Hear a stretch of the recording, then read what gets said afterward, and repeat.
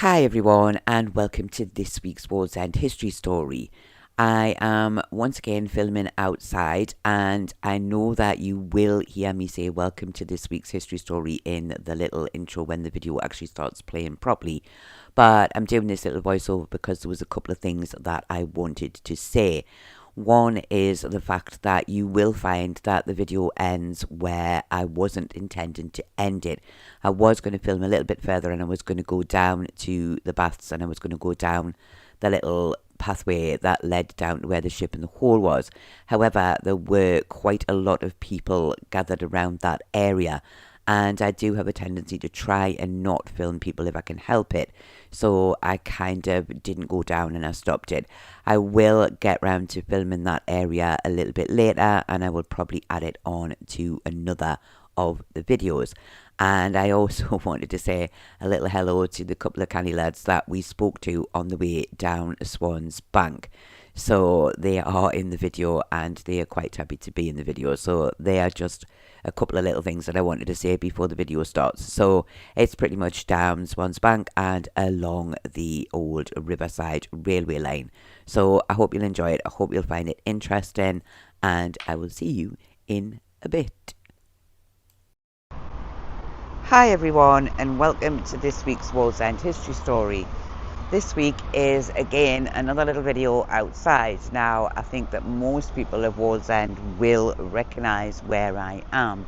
So again, as I often say when I'm filming outside, it's not really a history story, it's more of a bit of a wander around and letting you see everything that's here now, and things that you may have forgotten about, or things that you might not have seen for a long time. Now obviously, like I said, most people I think will recognise that I'm on Swans Bank. Now that there is Segadunum Museum, and of course Swans itself now is pretty much completely gone. You can see little to nothing through there. So we are going to go up this little footpath, and we're going to go on to the old railway line, and we'll have a look over the top at where Swans used to be, and we'll have a little bit of a walk along towards where Segadunum is.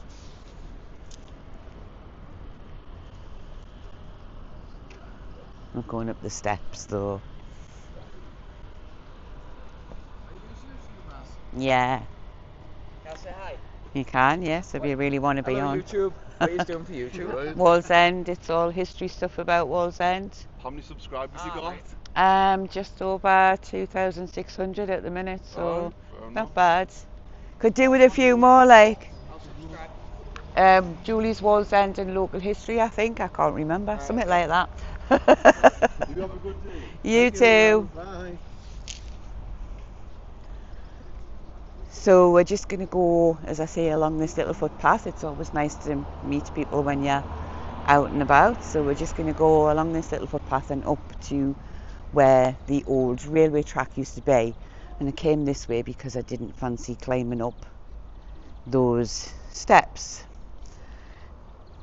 I'm getting too old for steps. So when you came round here, once upon a time, of course, you would have been coming along to the back end of where Carville railway station used to be, but not so much the railway station as the bit where the goods yard used to be.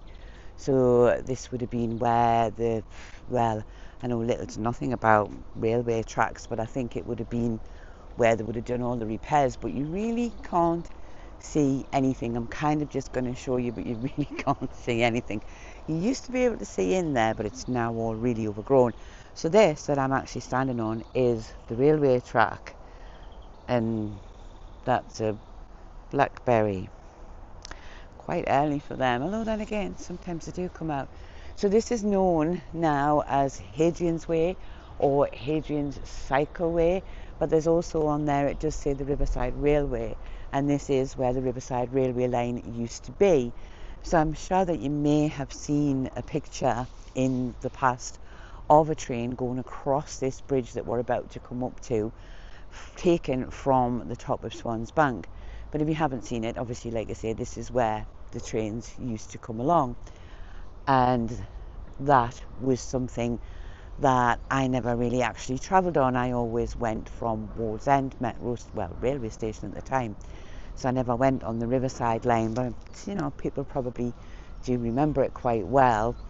So where I am now, as I say, is the railway bridge, so I'm going to have a look over that side is Swans Bank, and I know that my camera is on my phone is quite secure, but I'm not going to tip it right over on the off chance that it does fall off. And on this side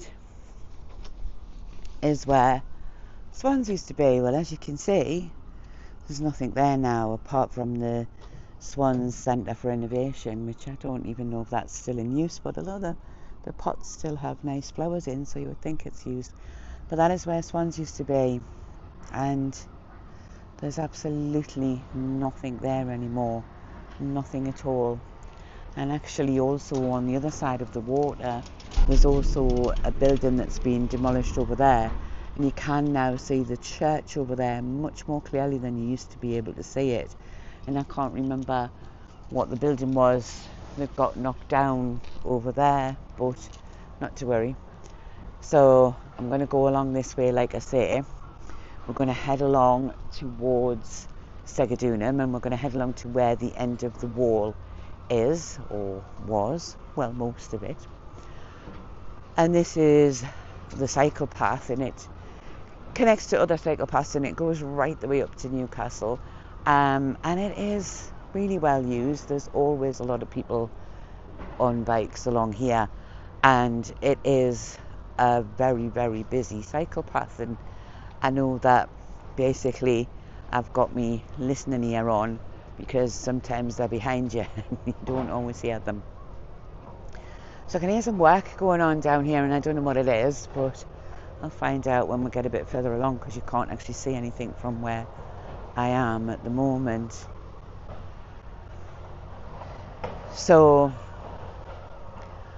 on the right hand side is Segadunum, so that is there.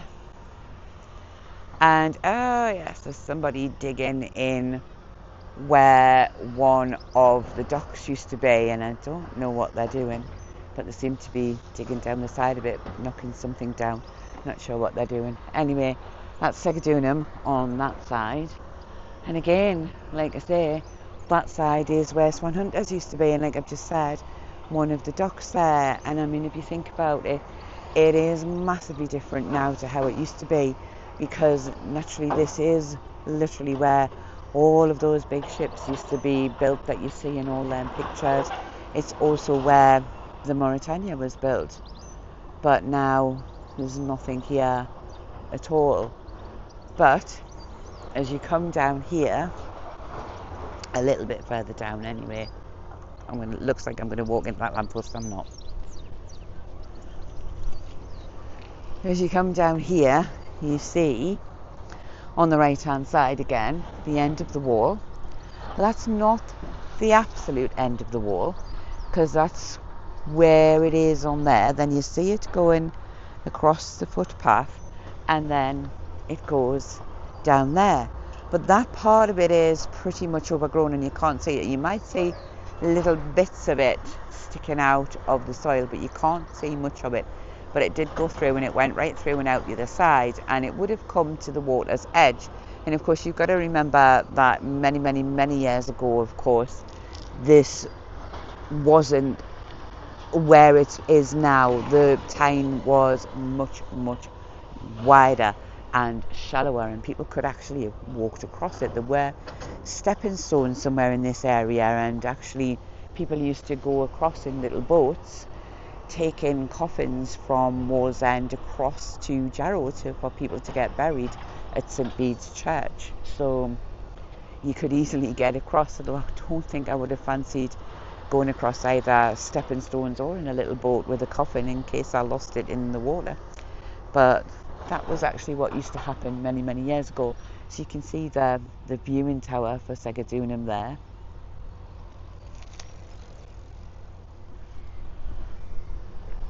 And we're going to walk along a little bit further. We're not going to go too far, but we are going to go along a little bit further, and we're going to hopefully get to where the ship in the hole used to be, where the dock used to be, and also where the little tunnel used to be that you went through from Gaynors Terrace to Gaynors Terrace, I should say. I don't know where that came from. Wrong part of the road. So that's quite noisy, whatever they're doing. I don't know what they're doing, but they are making rather a lot of noise. I think they're just digging up what is actually an awful lot of bits of metal is all I can see. Looks like bits of old boat. It's pretty hard to tell. There's a plane going across and the sun's come out and I nearly got run over because I didn't hear that one. I often don't hear them. And there's a fly going down the back of my glasses. Champion. So that's the replica bathhouse at Segadunum, which is obviously, it was built so that people could see what the bathhouse looked like inside. Unfortunately, there was some damage to the roof, and because the museum is a charity, they have to rely on funding and donations and things like that. And unfortunately, because the roof leaks and the water was getting inside, it did have to be closed. And at the moment, it's still not open, but hopefully they will be able to get the funding to repair it, because it would be nice for people to go inside and see it again, because I've been in and seen it, and it does give you a good idea of what the Roman bathhouse used to be like.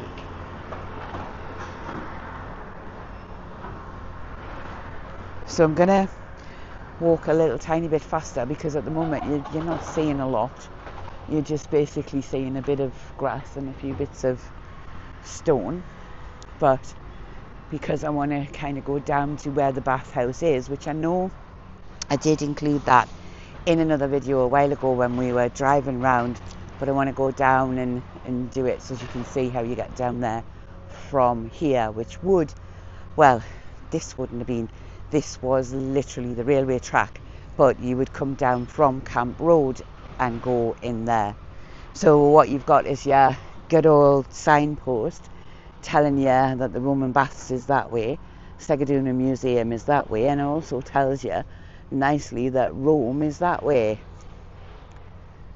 But I'm not filming that, so I'm telling you that but not filming that. That wasn't very clever, was it? Never mind. Little bird.